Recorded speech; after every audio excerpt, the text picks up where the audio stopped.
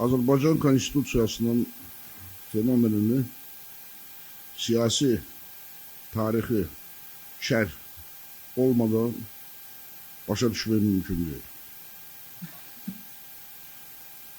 Konstitusiya 90-cı ilin əvvəllərində Azərbaycanda mövcud olan vəziyyətlə sırf bağlıdır və həmin zamanın törəməsidir. Ona görə ki, SSR dağılandan sonra, Azərbaycan müstəqillik qazanandan sonra bütün post-sovet məkanında çox qəribə bir vəziyyət yaranmışdı. SSR-nin məşhur sloganı bütün hakimiyyət xalq deputatlarına müəyyən qüvvələr, siyasi qüvvələr tərəfindən hərfi şəkildə, hərfi mənada tam səmiyyətlə qəbul edilmişdi və Xalq Cəbhəsinin 1989-cu ildə qəbul olunmuş proqramında yazılmışdı ki, bütün dövlət hakimiyyəti Azərbaycan SSR-nin Ali Sovetinə məxsus olmalıdır. Lakin o zaman dövlətə xidmət edənlər, o cümlədən hörmətli millət vəkillərimiz, Qüdrət müəllim, Əli müəllim, o zamanları yaxşı xatırlayırlar. Bilirlər ki, SSR-də vəziyyət elə deyildi. Ali Sovet real hakimiyyəti həyata keçirmirdi. Real hakimiyyət Komünist Partiyasının əlində idi. Konkret olaraq Mərkəzi Komitənin əlində idi. Ali Sovet alət idi. Və Komünist Partiyası yox olandan sonra Azərbaycanda hakimiyyət xaosu bərqərar oldu. Əlbəttə, Milli Məclis çalışırdı ki, vəziyyəti idarə etsin. Azərbaycan tək Ermənistanla yox, Ermənistanın qismində Rusiya ilə müharibə aparırdı. Misal üçün, Kəlbəcərin işğalında Pskov desant diviziyası iştirak edirdi.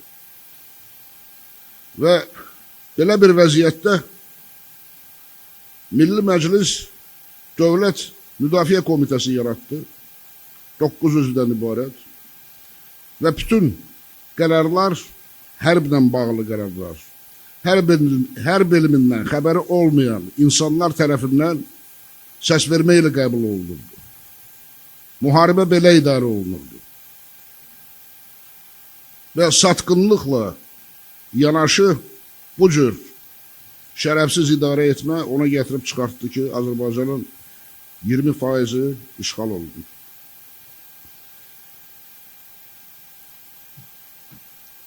Təsəvvür edin ki, o vaxtki Azərbaycanın prezidenti Əbülfəz Elçi bəy Ali Baş Komandan deyildi. O Ali Baş Komandan oldu Kəlbəcər əldən gedəndən sonra 1993-cü ilin aprelində. Konstitusiya dəyişikliklər Milli Məclisin əlində idi və Konstitusiya kifayət qədər dəyişiklik edilmişdi. Lakin bütün o dəyişikliklərin mahiyyəti ondan ibarət idi ki, hakimiyyət Milli Məclisin əlində cəmləşsin. Və beləliklə, Heydər Əliyev Azərbaycana gələndə Milli Məclisin dəvəti ilə, Xalq Cəbhəsinin dəvəti ilə hakimiyyət xaosu bərqərar olmuşdu Azərbaycanda. Hakimiyyət yox idi, sıfır vəziyyətdə idi, xaos idi. Və Cənab Prezident ilk öncə başladı hakimiyyət vertikalını qurmağa. 1994-cü ildə yeni Daxili İşlər Naziri təyin olunurdu, Ramil Subov. Onun təyinatına Milli Məclis razılıq verməli idi və onun namizədliyi təqdim olunmuşdu Milli Məclisə. Lakin 4 aya yaxın Milli Məclis buna razılıq vermirdi. Məndən soruşuldu, belə vəziyyətdən biz necə çıxa bilərik? Mənim cavabım oldu ki, 91-ci ildə müstəqillik haqqında konstitusiya aktı qəbul olunub, orada hakimiyyətlər bölgüsü bərqərar olunub, və Milli Məclisi ali icra məsələlərinə, ali icra hakimiyyətin məsələlərinə qarışmağa heç bir hüququ yoxdur. Və Konstitusiya aktına istinad edib naziri təyin eləmək olar və Konstitusiya aktı Azərbaycanın 78-ci ilin Konstitusiyasından daha üstün hüquqi qüvvəyə malik idi. Ona görə ki, 78-ci ilin Konstitusiyası Ali Sovet tərəfindən qəbul olunmuşdu, Konstitusiya aktı referendum tərəfindən qəbul olunmuşdu. Və bu vəziyyət, o zaman mövcud olan vəziyyəti bilmədən Konstitusiyanın məntiqini, Konstitusiyanın birinci maddəsinin mənasını, Konstitusiyanın fəsillərinin ardıcıllığını və bəzi maddələrin mənasını başa düşmək mümkün deyil. Və cənab İlham Əliyev həmin o Konstitusiyanın yaradılmasının nəinki müşahidə edilib, həm də iştirakçısı olub.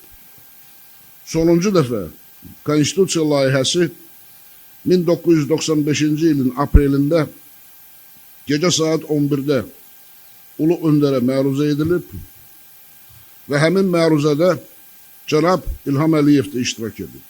O məruzə təxminən 2 saat yarım çəkmişdi. Sonra göstərişlər verilmişdi və göstərişlərə uyğun olaraq layihədə dəyişikliklər edilmişdi və artıq mayda Konstitusiya Komissiyası yaradılmışdı və komissiyanın qabağında artıq hazır layihə qoyulmuşdu. Çox sağ olun.